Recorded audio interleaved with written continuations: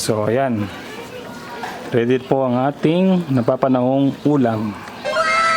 Sinigang na bangus. Yan, oh, napakasarap niyan, grabe. Sabaw pa lang, oh. Yan, pakita natin, oh. Yun, oh.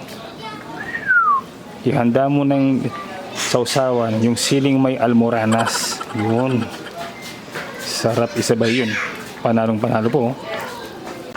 Yan, pakita ko lang po yung consistency ng sabaw natin. Yan, oh. Panalong panalo po, oh. So ano po masasabi nyo sa ating ulam for today? Maulan, bumabagyo, masarap po yan. So sana na-enjoy nyo po ang ating recipe for today.